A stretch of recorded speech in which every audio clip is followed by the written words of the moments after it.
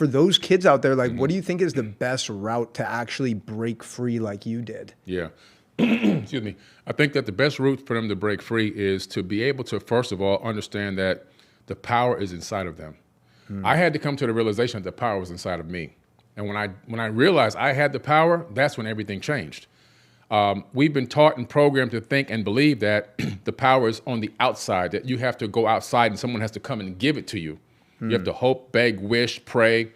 I believe that we all have the power innate inside of us, and we have to learn how to walk in that power. So instead of feeling helpless and hopeless, begin to look for solutions to the problems, or start connecting and collaborating with people that may be able to provide the solution to the problem.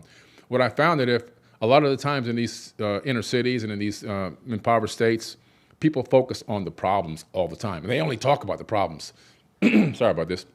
They only talk about the problems instead of really focusing on, well, what are the solutions to these problems? And what I found was that when I started meditating and focusing as a youth on solutions to problems, that's when I was able to figure a lot of things out at a very young age. I was light years ahead of everyone else, even adults. I was ahead of my parents because I focused on solutions.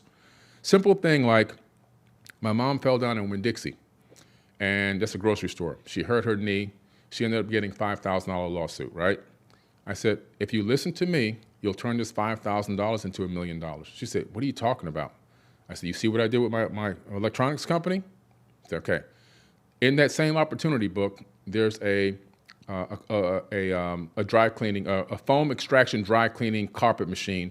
It uses something called dry foam extraction technology. This is a long time ago in the 80s. And it's called the Von Schrader dry foam extraction machine. That's the name of it, I remember now. It was $4,999, $4,999.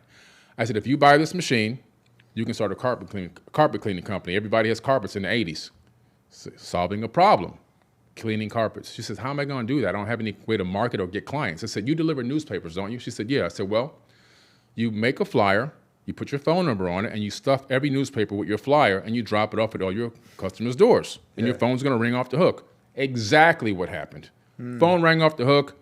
She started booking appointments. She quit being a newspaper delivery lady and started becoming a carpet cleaning company, Carson & Carson Carpet Cleaning, and built that into eventually a company that did earn a few $1 million. How old were you at the time?